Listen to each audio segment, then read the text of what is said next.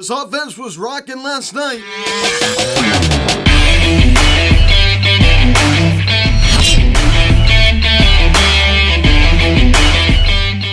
What is going on, everybody? Welcome to Phillies Hot Stove Media. Cheer cap in last night's game to the fifth of Phillies and the Atlanta Braves as the Phillies defeat the Braves by a final score of 9-1 as they have taken the first two games of this four-game series, this crucial four-game series. Now, guys, before we get into this video, please subscribe if you have not yet. Please turn on that notification bell. Please like this video, comment on this video, share this video, and let's get into this. So I'm so proud of this team for taking the first two games of this four-game series. I said going in 1 out of 3, and now we have won the first two games of the series. I mean, something I didn't really think would happen. Now we're in really good position to win the series, right? I mean, at least just win the series. I mean, I was just going to be really happy if we just split the series, which we've already done, which we've already secured at least a series split. But to win that, just be all the more special if we are able to win one of the next two games and come out with a series dub over these guys. There's no question that both of these teams own their opponent at their home ballpark. The Atlanta Braves play very well against the Phillies at Truist Park, and the Phillies play very well against the Braves at Citizens Bank Park. So after scoring just one run in the first game of this series, a Matt Viering sacrifice fly, we come back the very next night and score 9. So that was just one heck of a game to watch last night. 10 hits on 9 runs. The Braves, 6 hits on just 1 run. I'm not sure what in the world's going on with the Atlanta Braves. They don't really look like they have their head in the game. Matt Olson is really struggling. So this team just isn't playing the best of baseball right now. But I'll tell you, this Phillies team is just so up and down, right? And of course, we do have a 92% chance of making the playoffs, according to one source.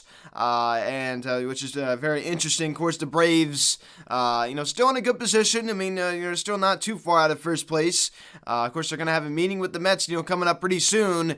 So this is just the final 2 games remaining of the homestand this year. Think about that. I mean, just 2 more home games. It's amazing how fast this season has gone.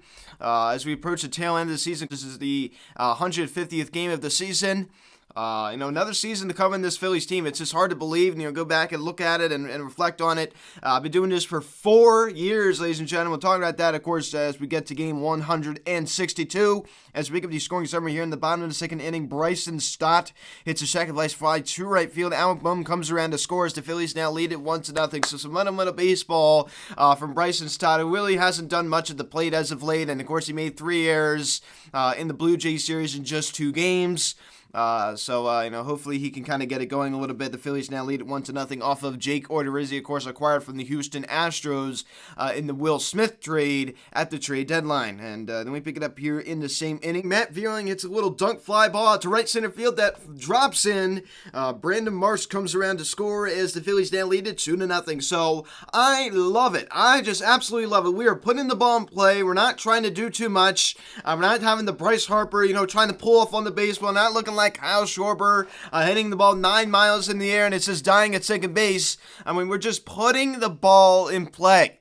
We're not trying to do too much. So much of the game is balanced. So much of life is balanced. You don't go up there every single plate appearance trying to swing for the fences. You have a defensive swing. You know what I mean? Just put the ball in play. Let me pick it up here in the same inning. Rhys Hoskins doubles on a sharp line drive to left field. He had a great night last night. We'll get to him a little bit later. His 30th double of the season. Congratulations to Rhys. Gene Segura and Matt Viering both crossed the plate, and the Phillies now lead at 4-0. So we now have a pretty commanding 4-0 lead over this Braves team.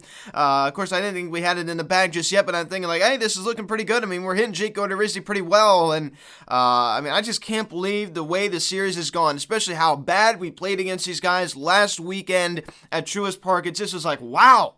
I just can't believe it's just like night and day, ladies and gentlemen. It's just crazy. I just can't believe it. We're just really swinging the bats well, and of course we did a really good job with runners in scoring position last night and taking advantage of opportunity. Pick it up here in the bottom of the 4th inning. Rhys Hoskins does it again as he homers on a fly ball to left field. Number 29 on the year, 1 shy now of 30. Of course, this does match the number he had in 2019. Of course, he was stuck on that for the remainder of the season, could not get to 30. A 2-run shutout also scores Kyle Schwarber, and the Phillies now lead it 6-0. So 6-0 Philadelphia. I'm thinking I think it's over. I mean, Jake Odorizzi got absolutely shelled last night by the Phillies. And this was just one heck of a game, and this felt so good because these guys, I just was so frustrated last weekend watching this team play against the Braves. I'm like, oh my gosh, they're just kicking our butt. It was nice. I mean, the past 2 nights, especially last night, we had their number. It felt pretty good. I'll be honest with you. Then we pick it up here in the same inning. Albert Bohm triples on a sharp fly ball to center field. Another missed play out there. And I'm not too sure what's going on out there with the Braves. Bohm's 4th triple of the season. I mean, hard to believe 4 triples. JT Muto comes around to score, and the Phillies now lead at 7-0. So 7-zip lead for this Phillies team. Albert Bohm gets the job done once again. Then we pick it up here in the same inning. Jake Odorizzi still in the ballgame. I'm not sure why in the world Brian Sticker left him in the ballgame as long as he did. It makes no sense to me whatsoever. Then we pick it up here in the same inning. Brandon Marsh singles on a line drive to right field. Albert Bohm comes around to score, and the Phillies now lead it 8-0. So another misplay out there from Michael Harris a second. I mean, it's just like they were just making so many errors. It was just crazy. So 8-0 Philadelphia. And then we pick it up here in the bottom of the 5th inning. Of course, Jake Odorizzi finally was taken out of the ball game as Bryce Harper was up at the plate, and he hit a little, fly ball to center field. Wasn't hit all that hard. Of course, nothing coming off the bat of Bryce Harper is being hit hard right now. Bryson Stott was able to come around and score on that one. I mean, a better throw and a better catch from Travis d'Arnaud would have gotten him at home plate. But luckily, the ball was dropped by Travis d'Arnaud, and Bryson Stott scored safely, and that gave the Phillies a 9-0 lead. So this is a lot for last night, ladies and gentlemen. I love it.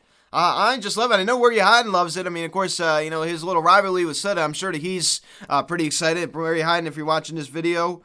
Then we pick it up here in the top of the 7th, and the Braves get on the board at first and only run of the night as Robbie Grossman hits a sacrifice fly to left field. Eddie Rosario comes around to score, and it's now a 9-1 ball game.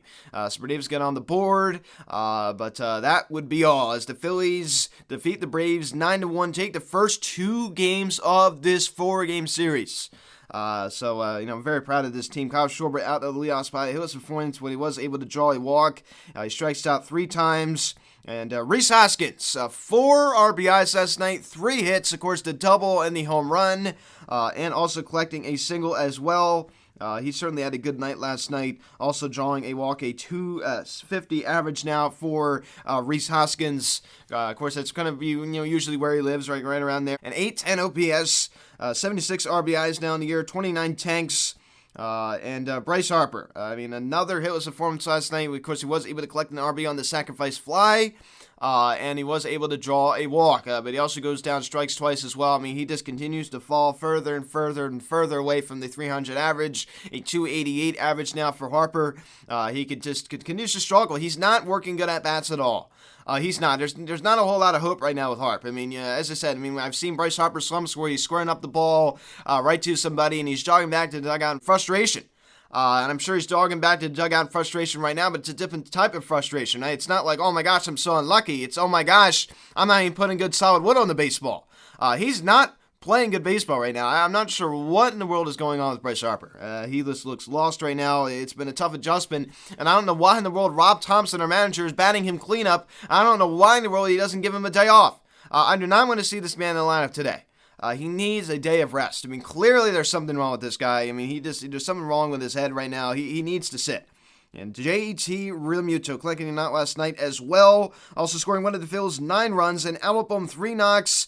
Of course, collects one on the RBI triple. Also draws a walk. 2-run score last night for Bohm. A 292 average now for him on the season. He now has a 740 OPS, 68 RBIs. He's going to get to 70. Brandon Marsh, 2 knocks last night out in center. Of course, collecting an RBI on that single. He hit out to right field. Brandon Marsh continues to be very productive since joining the Phillies. And I feel like that's one thing that's kind of flown under the radar. 242 average overall this season, 50 RBIs, now 667 OPS. Of course, over his last 30 games, a 293 average, a 316 OBP, and a 446 slugging.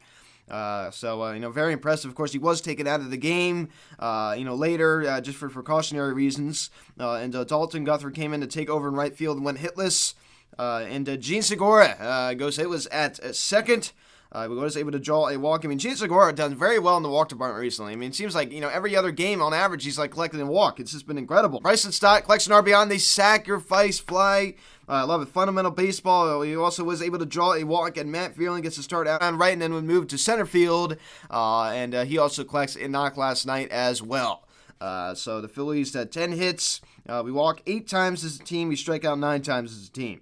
And Aaron Nola, 6 innings, 4 hits, no runs, 3 walks, and 8 strikeouts. A 3.28 ERA for Nola. Would have loved to see him go, 7 innings, but unfortunately he couldn't do it. Of course, it was a little bit chilly last night. And as I said, the cold weather's starting to come in a little bit, right? Unfortunately, as a big summer fan like myself, I'm not really too fond of it. But it is what it is. But his stuff was working pretty well last night, I'll be honest with you. I mean, he continues to have good control of his pitches.